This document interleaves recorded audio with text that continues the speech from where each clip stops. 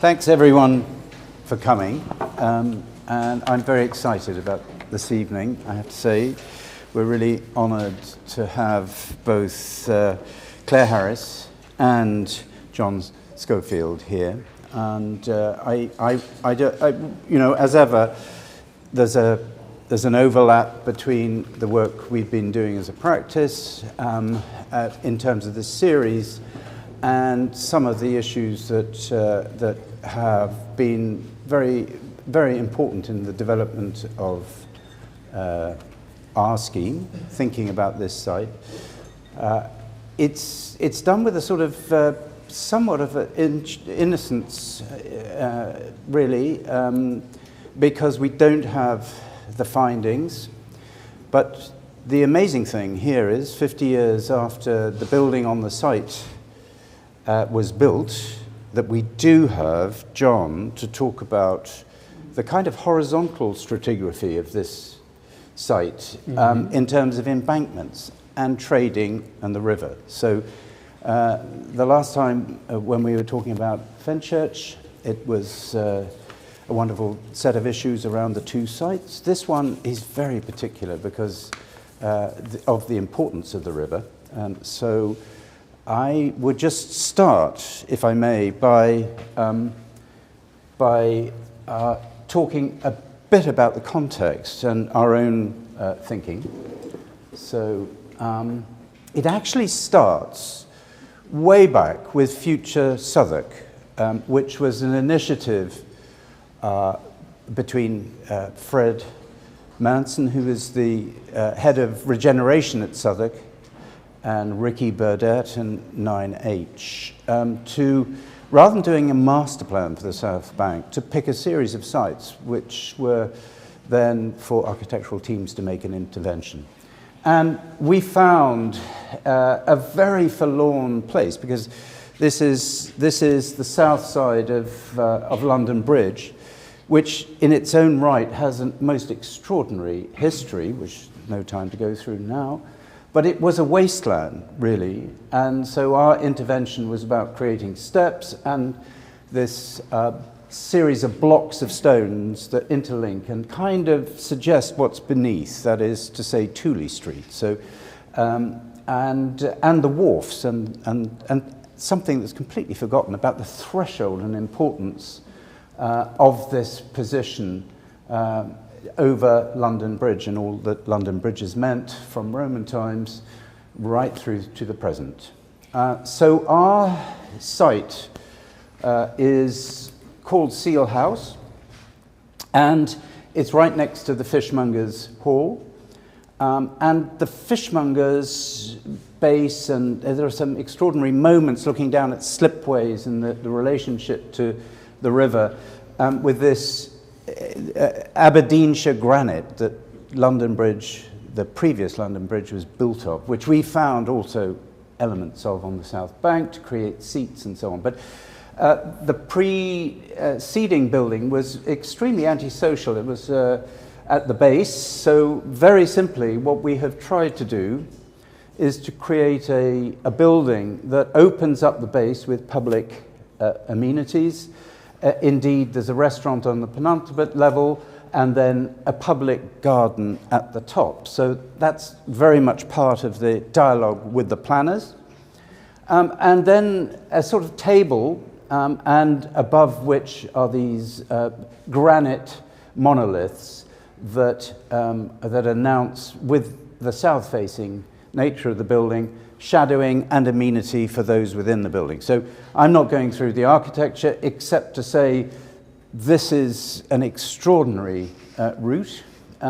This is the building as it was, so you can see the base, which is built as a flood defense rather than a kind of way in. So 50 years later, the site is now cleared, waiting for MOLA to deliver the secrets that weren't there to be told in the trench and the archaeology that John is going to be is going to be talking about. But it is this sort of sense of somewhere a Roman embankment running through the ages down to the contemporary one. It's a very complex site with drains that are running through it. So our basement is a work of indicative work subject to what is found on the site. Obviously the site is owned by the fishmongers and is leased then to the developer who we look forward to working with on the building. But the top view just cuts the view from the monument. So this public garden was a balancing act to create amenity on a commercial building. But it's got this most magnificent kind of a viewing platform down the river and actually back into town. So effectively, that's me. But I would say that one of the things we're trying to do, there's Swan Alley to the west of the site, and we are trying, apart from the southern aspect being amenity for the public and passage of entry, is on Swan Alley to recreate something of that, as I say, that's horizontal stratigraphy of embankments, and to record something of the incredible importance of the Thames. Yeah, the Needle was part of a really interesting process. There was some terrific photography involved in this, but there's this sort of sense of the city workers being thrown out of London Bridge Station to cross the river. Without further ado, it's over to John. Thank you. Good evening. My name is John Schofield, now retired archaeologist, because I had the pleasure 50 years ago, last year, in April 1974, to dig a trench at Seal House. So I'll report on a project which I've recently completed, which is the publication of 4 sites in the Bridgehead area. They are here in the medieval city of London. There's the bridge, there's the cathedral, and the 4 sites are Swan Lane, Seal House, New Fresh Wharf and Billingsgate, which we did between 1974 and 1982. I don't have time to say anything about the Roman, because we found a little bit of the Roman, as this section shows. You can see the section on one of the boards here. And maybe it will come up. I last left it being dragged up by machines in 1975, but hopefully some of it is still there. Another exciting phase of London's history, when London is reborn, starts in the 9th century, when at New Fresh Wharf we have a jetty of timber piles jutting out from the Roman riverside wall of the 3rd and 4th century. And this is one of the earliest jetties in Europe, it's been said. I hope they find some more, but certainly it's important for indicating the revival of the city in the post-Roman centuries. Here is the excavation in Seal House, which was just one half of the site in 1974. And it's about 40 metres long. And we had no idea what we were going to find. It was exploratory. Archaeology in the 70s was a very different animal from what it is today. And we had very little knowledge or prescience, warning about what we would find. So we put in this trench, and I'll describe 2 of the features in reverse order, because that's the way archaeologists dig them up. We found, yes, there are 1 or 2, these are Victorian walls, but in between them, there are traces of houses of the 1670s, in particular 1671, when a range of houses, the land then belonging to the fishmongers, they'd had it for centuries, was built by one William Darville. And we found his houses. We found fragments, and they can be stretched on a plan of the property one of the great boons of the post-fire decades is that institutions like the surveyors, like the fishmongers, which owned large amounts of land, employed surveyors to survey their property. And they employed William Leyburn, who, among many sites, surveyed this one. And this is a row, in fact, this is looking north, that's Thames Street. This is the other way around. But, so this is Blackraven Alley, which is on the left here, but on the right here. And it's a row of 6 identical one-room houses. So really typical small houses of brick in post-fire London. They're very odd for their type, for those of you who are interested in such things, because the staircase is a very large stair at the back. And this, I think, shows that they were domestic from the start. They were not houses, they were not shops or workplaces. They were domestic. We know they were let out to widows and other indigent folk. And in fact, although they look simple, the other thing to say is that if you look at the doorways, see these doorways here, they're matching. There's a pair there and a pair there, and then these outrigger doors. In its humble way, this is urban architecture. And one of the things that I think we should now study is the range of house forms in post-fire London. Below this, of course, was one of the high points of the steel house excavation, the waterfronts, which are built of timber, which are preserved very well in the wet conditions. It's always been wet since the Roman period, but certainly since the 13th century. And so here are 2 of them, known as waterfronts 2 and 3. This one, it's been knocked forward by later building, but this one is rather odd construction of basically timber boxes, which will be infilled with rubble. And this is replaced about 5 meters to the south into the river by this structure, which is a timber wall of nicely tenoned and carpentered timbers. There are carpenters who do this, braced probably on each of the uprights. See the settings there for these timber, for these diagonal braces.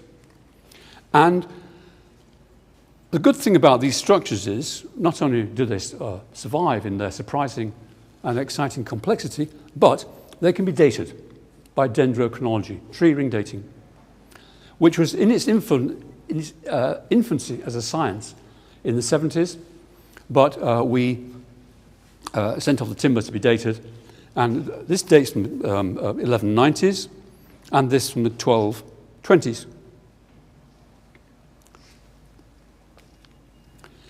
Now, the largest excavation of such structures was at Billingsgate, or Billingsgate Lorry Park, in 1982, when we had a trench 20 metres by 25, which is roughly half the size of this room.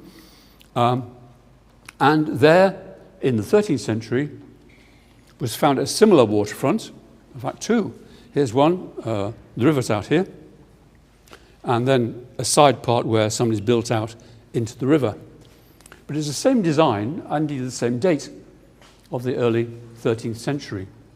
So we can assume that many properties in London were like this. Basically, you waited for low tide, built this timber wall very quickly between the tides, and then backfilled behind it with domestic rubbish. And the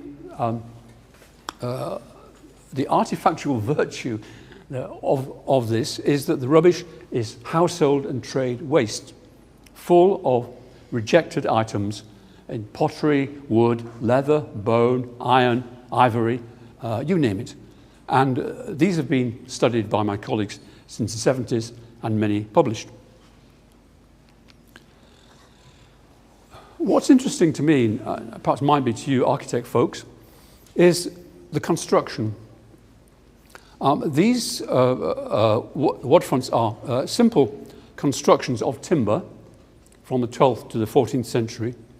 And there's a small range of joints, which if you know your timber buildings in Essex, are complete mysterious science to themselves. And in this case, I'll just highlight two consequences of this, or two added things that we found to our great delight. On the back of this wall, once we'd taken out all the soil from behind it, we found the way it was built, in that we've enhanced with chalk these carpenter's marks.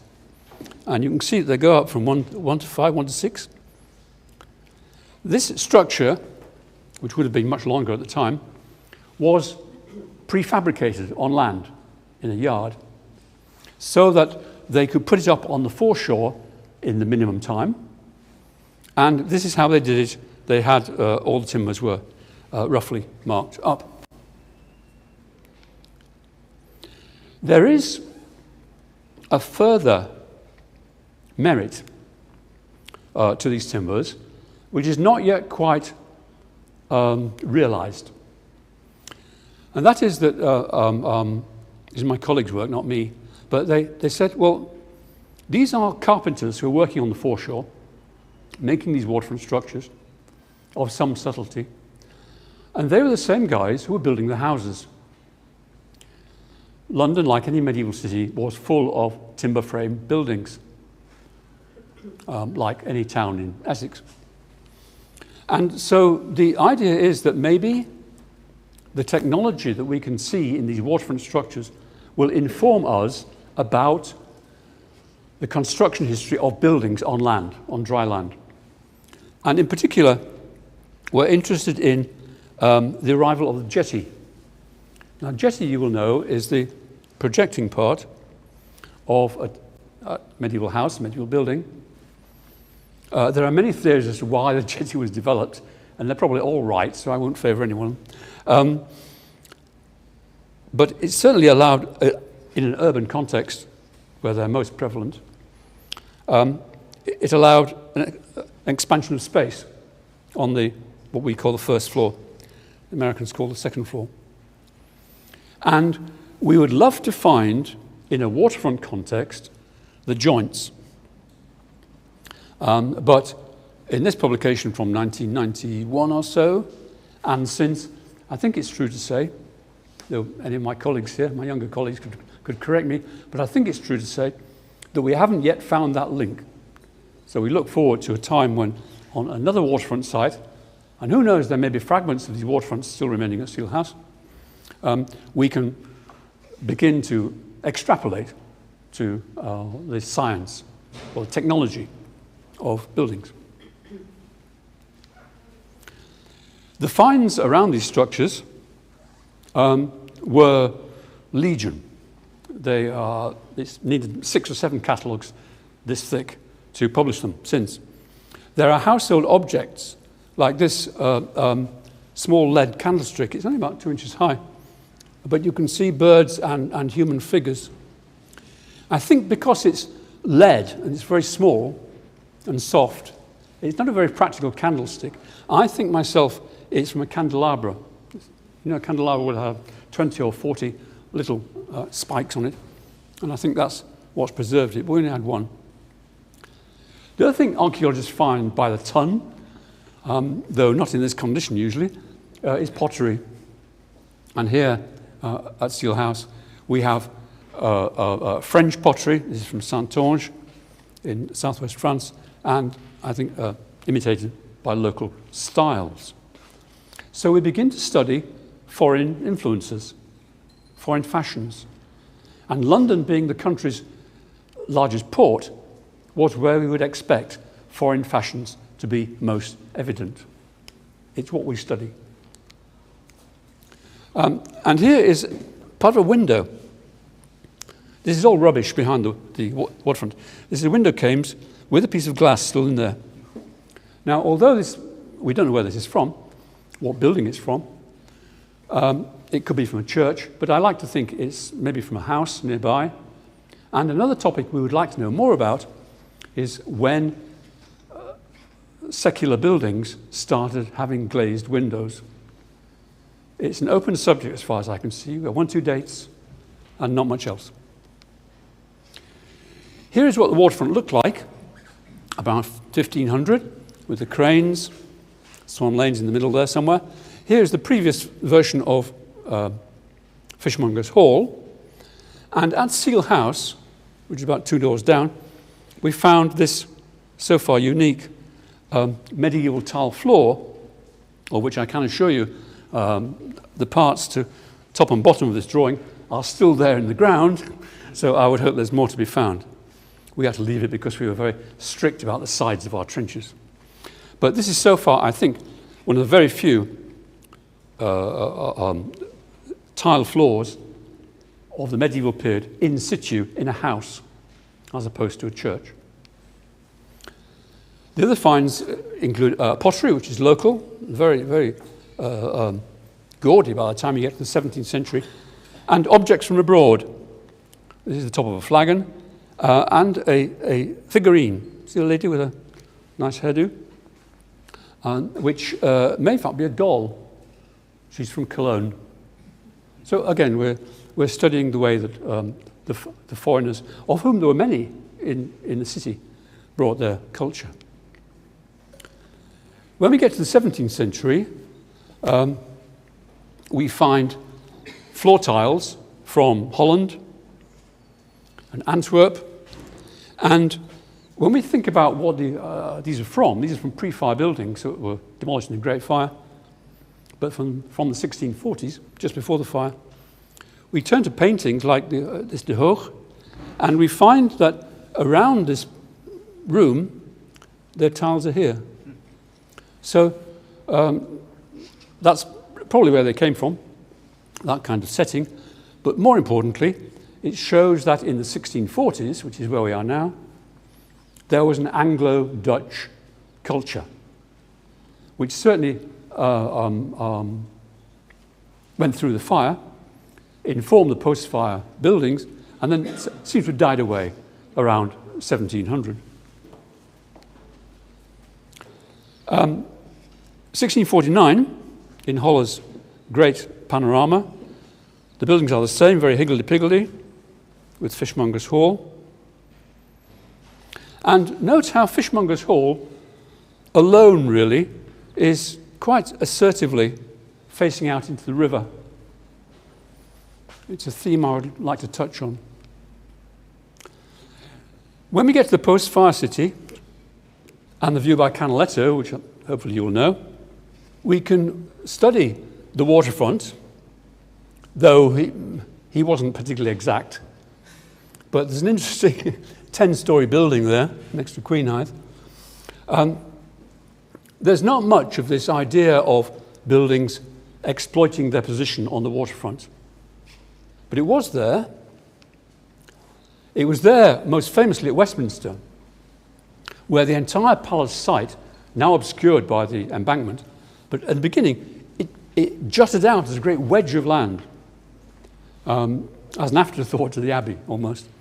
And it was meant to be seen principally from the river, with its high spot, St. Stephen's Chapel, which is just as glorious as the Sainte-Chapelle in Paris, before it was damaged in the fire of 1834. But there are other points where the river was emphasized. Here, nearby, is a surviving structure, the Watergate of Duke of Buckingham, 1640, in the little park next to Charing Cross railway station, which was a medieval survival, really. This is when people came by boat and landed at a prestigious entrance to the palace, which is long gone. And the prize for telling me the name of this building, I bet you can't. No. This was, at the time, in the 1970s, the largest telephone exchange in Europe. Yes, this is in Mondial House from about 1970.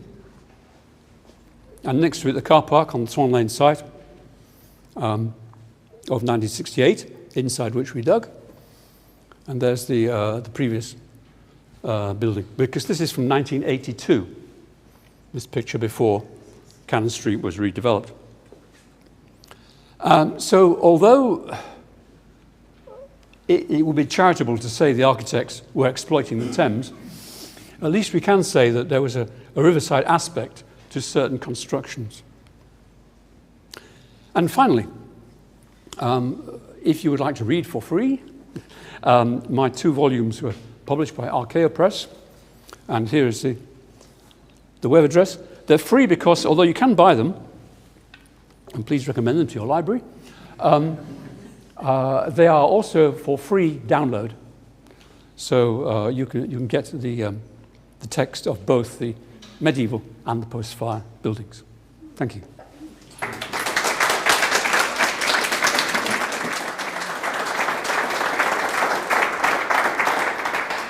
What I would just like to add is, in his modesty, it should be remembered that John was one of the founding members of the DUA, the Department of Urban Archaeology, which kind of was working or set up at a time that the Museum of London was also being established, it's fair to say. Yes. So, and was really the person who that established the 2 critical things for archaeology to thrive, which were A, time, and B, money from developers, in order that these finds could be developed. And that's the beginning, in a way, of the extraordinary richness that we now have as a result of all the digs that have been undertaken on development sites. So thank you. Wonderful. So Claire Harris is, you know, I think you span so many disciplines that we're really looking forward to hearing about the way in which something as common as mudlarking informs a huge amount of your academic discipline. And I know that you were involved for many years at the British Museum with the Paleolithic collection, so that has spawned a sense of fascination with communities of that early period, and we're looking forward very much to hearing your contribution. Thank you. Thank you, Eric. Thank you, John.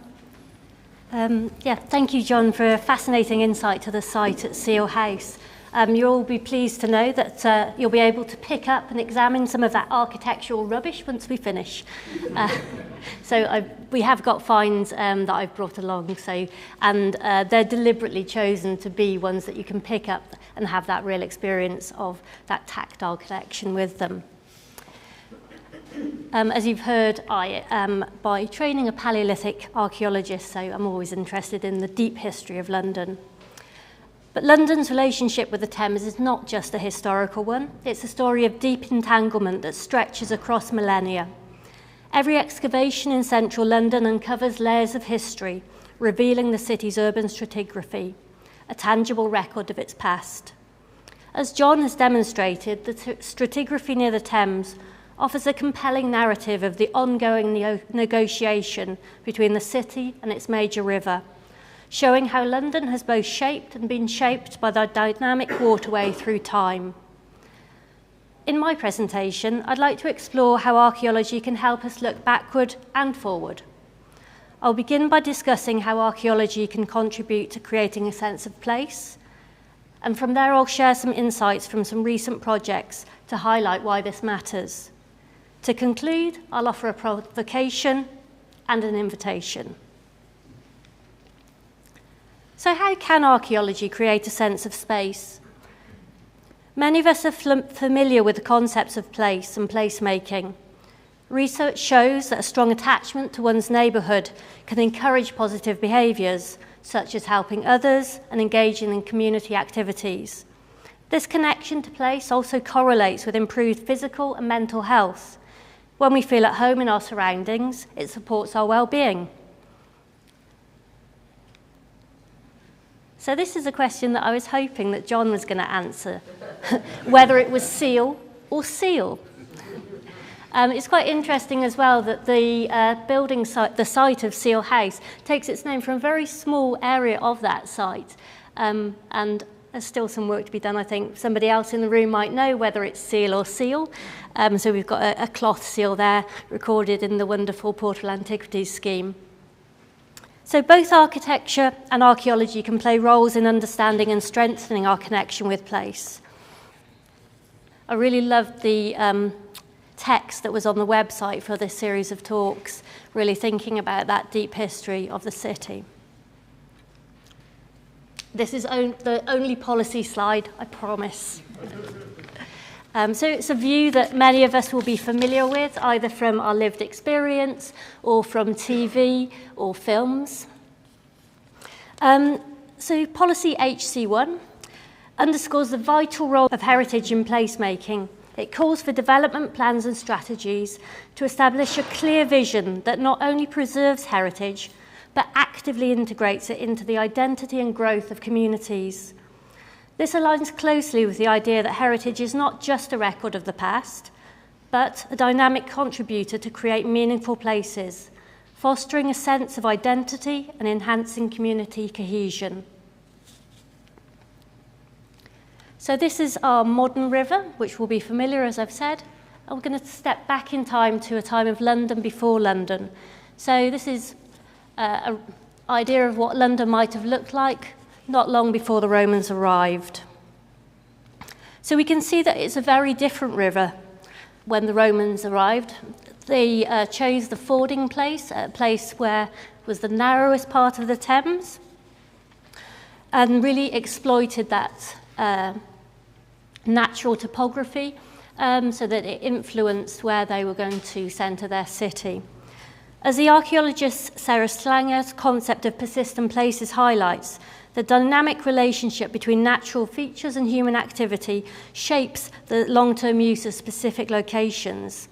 And this interplay is key to understanding how the river and its surrounding landscape have influenced settlement, both in the past and will continue to in the future.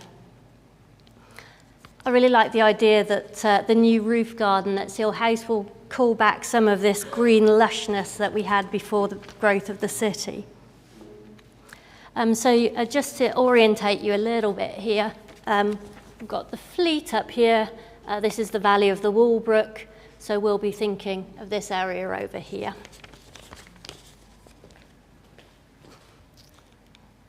We've seen before we've got any building within London, and within this map, just wanted to have it so that we could overlay that sense of the Roman city onto the topography that we saw from earlier.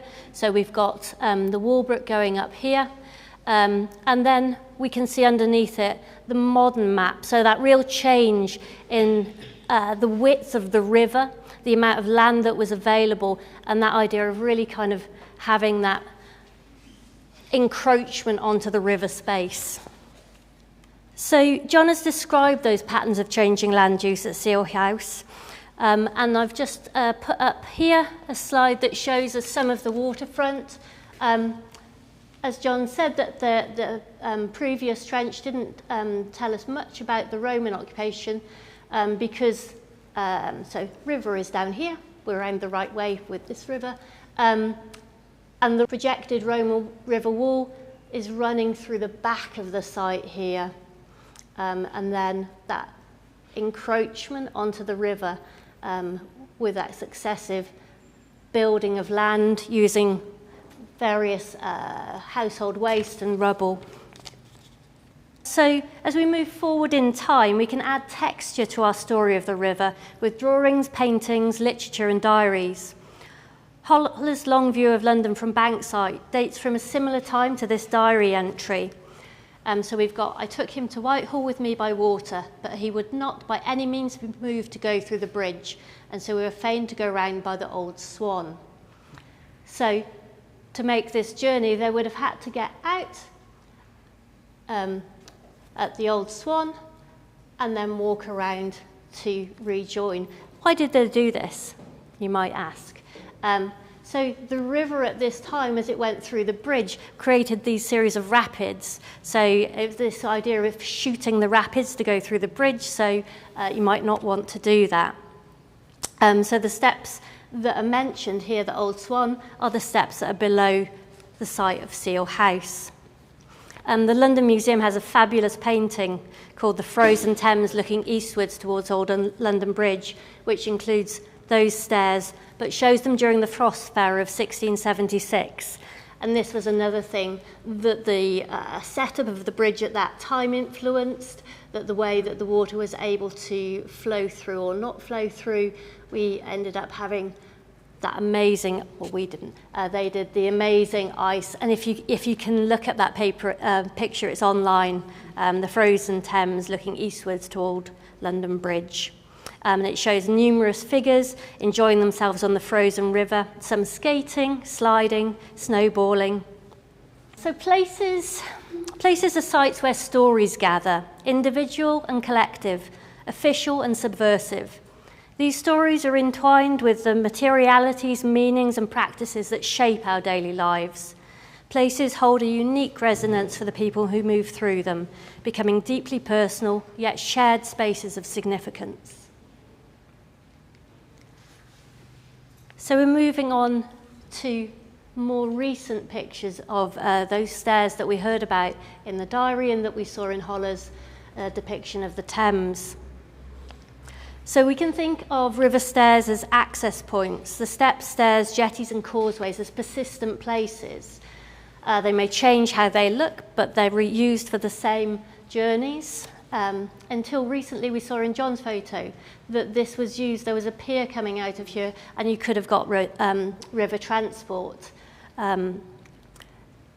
In the time that Holler's depicting the Thames, the river was really that safest, quickest way of getting around London. So this is the site here of Seal House. So you've got Swan Lane stairs under this tree, and these are the stairs in front of Fishmonger's Hall.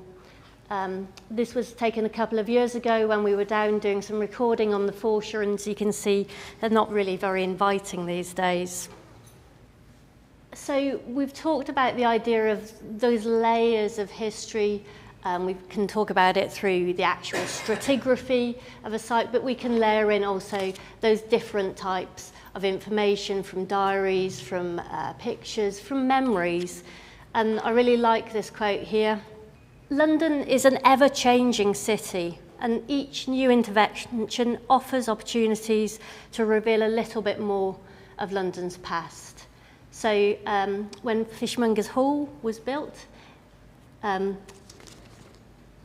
site, it features very strongly here, but our site is just behind here. So the new building will embrace the river. So we've got those really deep layers of history going through time, that relationship with the river. But why does this matter? As an intertidal archaeologist, I'm delighted that the growing popularity of mudlarking means that people don't always look at me blankly when I talk about the Thames foreshore. This photo shows a close-up of the Thames foreshore, and you get a glimpse of the range of materials that you might encounter on a visit. A side note here that you do need a permit to mudlark. When I've taken school groups down to the Thames foreshore and you ask them to pick up a range of materials, and anything they pick up you can tell a story from. We've got building materials, we've got oyster shells, we've got stories of the places where people live and the things that they eat. Along certain stretches, sherds of amphora are common. We've got some on the table. Archaeological evidence of the cargoes handled in Londinium when the Roman port was thriving. And these would have contained commodities such as olive oil, wine and fish sauce, perhaps reminding the inhabitants of London of sunnier climes and better days. The foreshore offers us a fabulous location to think about place and landscape and London's connections to the wider world. I really like this description from Tim Creswell, who's a human geographer and poet. The idea that things gather together and then disperse. And I think the foreshore is a perfect place to talk about those things. But as not everybody will be familiar with the foreshore, I thought I would give us a virtual tour. So I'm going to use a short video that I created for a presentation I gave before Christmas. We'll be visiting the foreshore at Deptford, because I've got a number of projects in that area.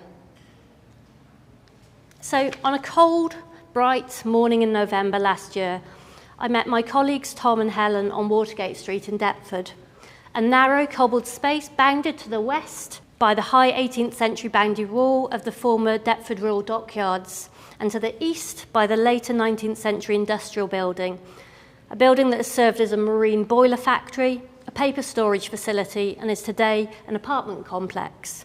It's a space where the presence of historic architecture and infrastructure makes itself felt, even in the cobbles under our feet, but where successive people continue to make their marks in the form of graffiti.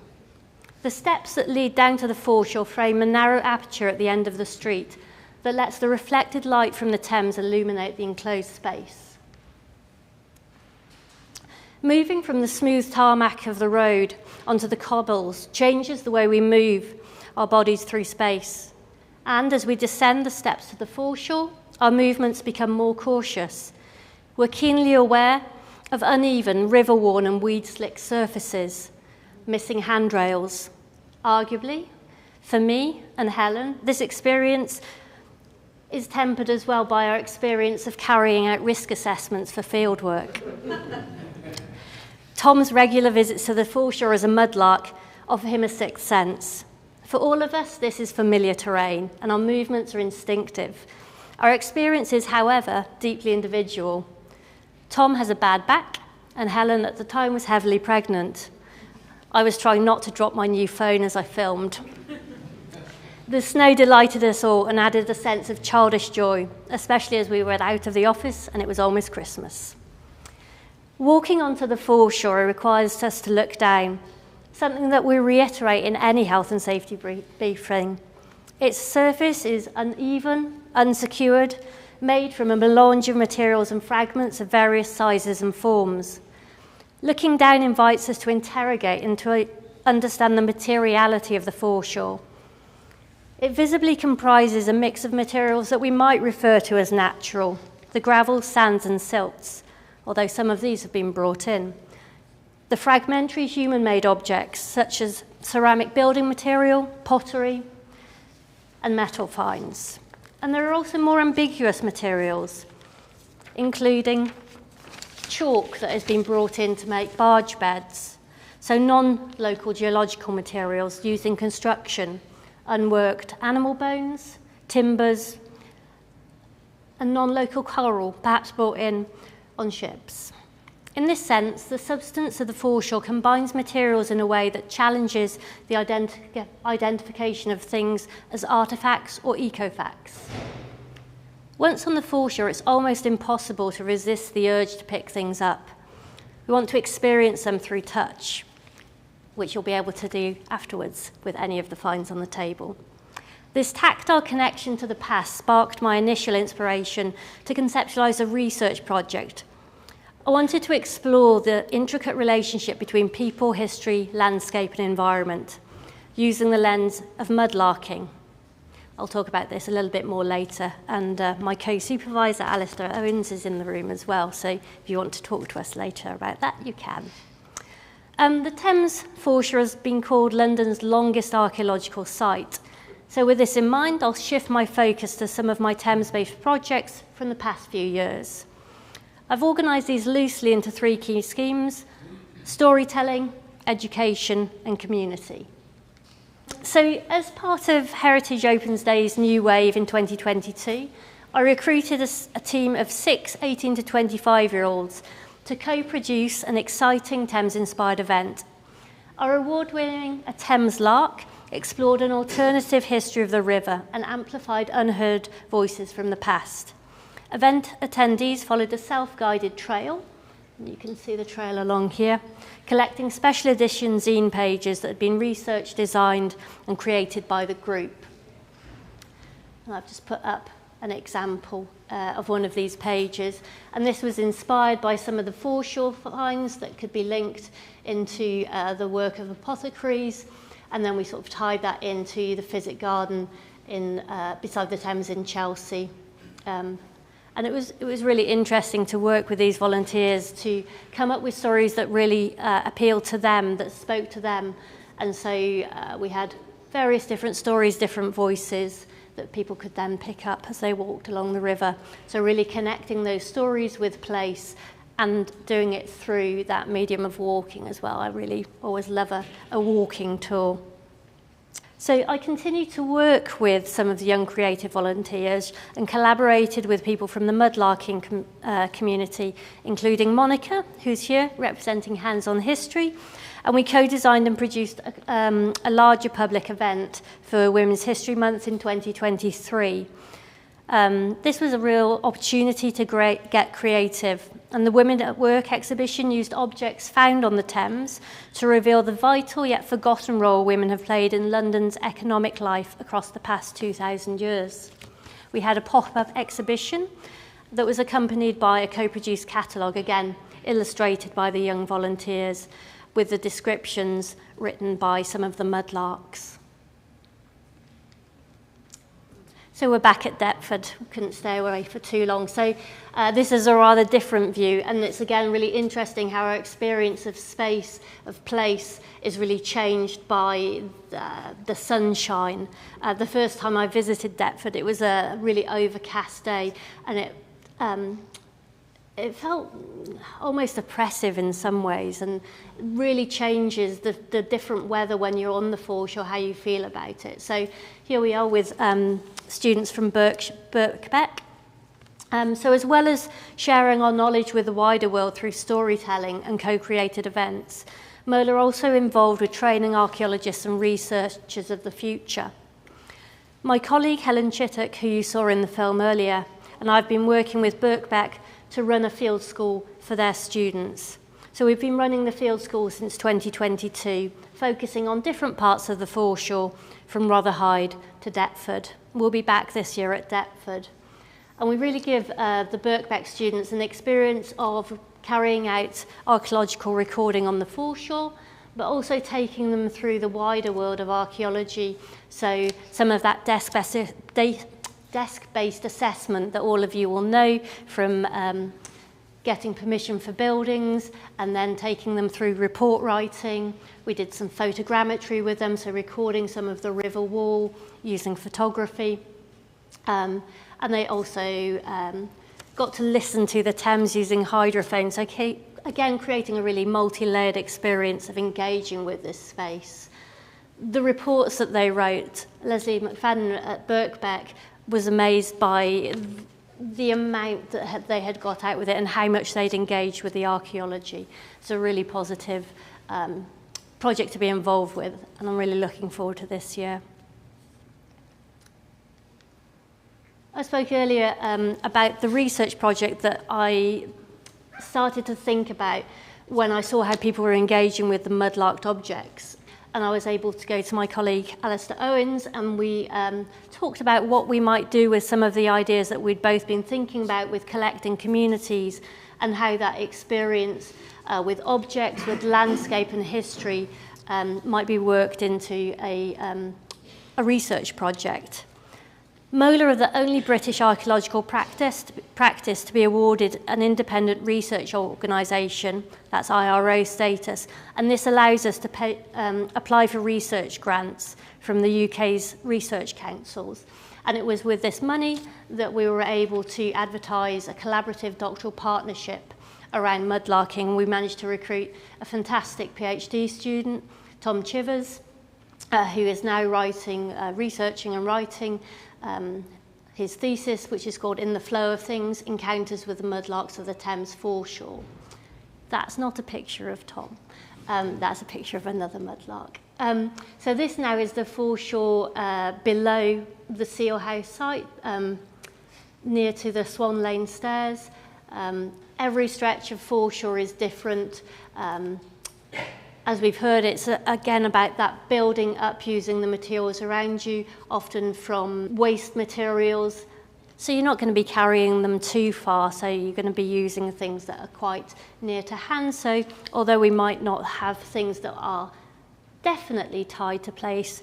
The different parts of the foreshore have very different flavours. When we've been down at Rotherhithe, which is more tied in with shipbuilding and shipbreaking, we've got a very different type of find on the foreshore. Into the city, as I said, you might encounter things like amphora and more of those things tied in with the Roman city. So, as well as trying to understand how and why people engage with the Thames, with the archaeology, with the foreshore, I'm also interested in what keeps them away. So, using funding from MOLA's Impact Accelerator Award, which is again tied to our IRO status, I'm working with the Thames Estuary Partnership to better understand barriers to access. Our pilot project is focused on Tower Hamlets and will draw upon our connections within the borough, including my colleagues at Queen Mary. This project offers an opportunity to champion equity, diversity, inclusion and belonging. So that real sense of place comes into this again. And at the heart of the project, it's about reconnecting people with the Thames. As we've seen, many of the access points are now in disrepair, contributing to a fractured relationship between communities and the river. And I've just added this photo, which I took from Google. It's a couple of years old. So this is the top of Swan Lane stairs. So you can see it's all barriered off, which, given that we saw there are no stairs there, is a good idea at this point. So that's just what that space looks like at the moment. So this is really exciting. I'm pleased to announce that MOLA are about to embark on a new project. It's a collaboration with Poplar Harker and the Trinity Buoy Wharf Trust and other community partners. The project will be based on and around the foreshore at Leamouth, which is opposite the Millennium Dome, and we'll be running a community-centred programme that will support local people to engage with the archaeology and heritage on their doorstep. As I've said, we've just started, so the final shape of the programme will be co-designed by the groups that we work with. But it will include foreshore recording, although we can't see any foreshore at the moment, plus a pop-up exhibition on the SS Robin, which is the world's only surviving complete Victorian steamship, which is exciting itself.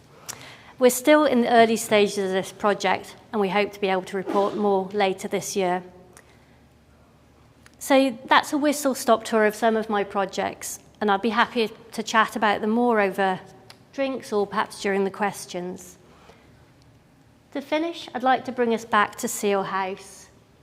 And again, just thinking about stairs, so we saw these on various earlier slides, so these are the stairs that go down in front of Fishmonger's house. At the moment, they terminate in the river, which again isn't great for being able to access that space. So I'm really looking forward to hearing about the new layers of history that will be uncovered by MOLA's Archaeologist, and I'm looking forward to seeing the beautiful new building. I'm particularly excited to visit the roof garden, and for once I'll be getting a very different view of the Thames. I'll leave you with a provocation, which is, what opportunities will the foreshore at Seal House unlock? And then offer you an invitation. And that is an invitation if you would like to have a chat with me about going down onto the foreshore, exploring the foreshore in person rather than just seeing it through a film. Thank you very much for your attention. We have got time for questions, and we've also got finds, and there are a range of finds that are for you to pick up, for you to experience through touch. We've got floors, we've got walls, we've got roofs, and some other things. And we've got a little bit of evidence of human touch within them. So thank you.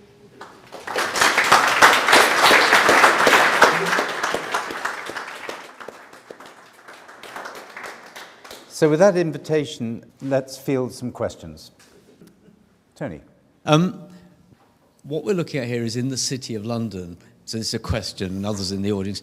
It looks as if the embankment, Bazalgette's embankment, which stops, I think, at the city border, I'm assuming the city rejected it, which made these vertical walls down to, certainly on the north bank, making it very hard to get much foreshore, that if it hadn't been for the city not allowing the embankment in the city, there'd be much less of this kind of foreshore, certainly this far upriver, because otherwise I assume the city must have stopped it, because there's no embankment beyond Blackfriars. So is this all sort of yet more happenstance about London's development created by the City of London, I suppose, is the question I'm asking.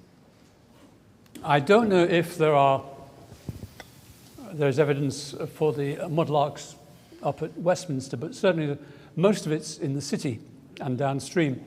And that's because of the fragility of these waterfront structures, which are falling down all the time throughout history, which is why they are rebuilt and extended. So the city is bleeding into the foreshore, and that's why there is so much material is in the city. So presumably stopped a lot of that further. There must have been yes, some, but I'm sure there's a foreshore there to be had. It's just that in the city there's loads of it. I think there's also Bazalgette was also responsible for Queen Victoria Street, and my understanding was that part of the purpose of the embankment and Queen Victoria Street was to get people from Whitehall to the Bank of England as quickly as possible without getting stuck in traffic. So maybe it needed to, that was the Queen Victoria Street was the sort of key route through. I think there are really interesting things about the way that those very big infrastructures of embankment moved a lot of material around. So when they were excavating for St. Cat's Docks, the material there went to the embankment in Chelsea. So that's a very different way of building up that side of that part of the river than what you were having previously of being able to use very local material. But then if you're digging some very big holes, you've got to get rid of it somewhere. Yes, there's a medieval monastery, St. Catherine's Docks, St. Catherine the name, is now underground at Pimlico in bits. Very confusing. No, I was just wondering, John, if you have any idea of what might be left on Seal House. Because did you do the watching brief at the end? Yes. Well, as you know, there's a very impressive series of black and white photographs of the piling rigs and the figure who may be me running about. I think the piles are very damaging, but they were selective, apart from the 1 or 2 cases which I mentioned, where the Roman timbers were so large and so hard, being oak and 2,000 years old, that they resisted the piling rigs of the time. It may resist yours this time. So they were oiked out along the line of the Roman waterfront. So I honestly don't expect the main Roman waterfront of the 2nd century to be there, but you never know. And the other things, yes, scraps, and hopefully it will all fit together. Who knows?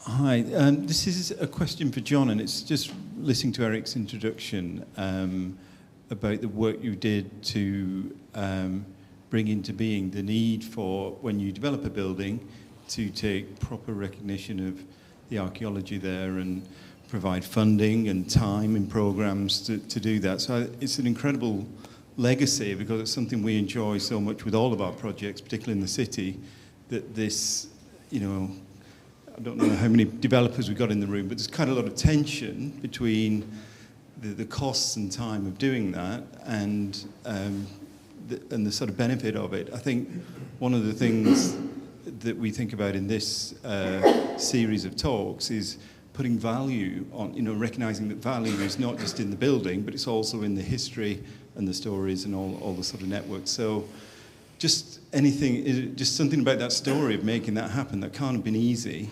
No, it wasn't. It's something, just tell us the story. How did that come about? Well, I may write about it one day. In the 70s, when we started, there was virtually no archaeology going on, and archaeologists were very weak.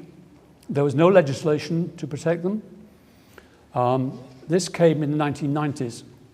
So the crucial period is the 70s and 80s, where, yes, we style ourselves the defenders of the heritage, which in retrospect was a mistake. It just made the antagonism harder. But certainly there was a spirit of indifference, opposition, antagonism, and anger by developers once we pointed out that they hadn't budgeted for something that they should have done. You know, we said, look, you pay your engineer to put the piles here, you pay the architect, you are destroying the archaeology in this process, then you should pay for it. Although I had some of the initial ideas from 1978, we were funded the best unit in the country from 1974, funded by central government, it must be said. But in the late 70s, it became clear, as development picked up, that this was just not good enough, not enough for us to scurry around doing up to 20 sites a year in the city. So we developed a technique from the mid-70s, not me alone. I had a boss then called Brian Hobley, but I suggested to him that we should ask every developer to fund the excavation on his site and the commitments which came with it. So we asked for a small amount on the first site and then a bit more the next time, and it grew. And that is why London is the place where developer funding was born and first developed. And it then became national legislation in 1990, which after all was 15 to 20 years after we had started. So we were exhausted but grateful. And it's now so very different. I see, when I compare what archaeologists do today, Sophie and her colleagues, I see that when you guys do a development, as in this case, the archaeologist is on the team, and the reports go through in a very protracted process now, much more detailed planning process than it was then. But the archaeologist is a bona fide member of the team. Now, this just wasn't true, wasn't so. And so having the archaeologist on your side, as it were, in his or her place, is a major achievement. And I'm very grateful to the architects over the years for having pointed this out to their clients. Thank you. I'm particularly loving going to the various sites like the Roman one by Cannon Street. Bloomberg? Bloomberg, and also the Roman Wall site. And it's just absolutely wonderful to go and see all this archaeology on display that anyone could go in and see. And it's all there under our feet every day. But now we can actually walk into these buildings, and it's very much thanks to the developers for acknowledging that and making it available. And it's a wonderful thing. And you always see young kids there and families and other Londoners enjoying it, and all the tourists as well who love it.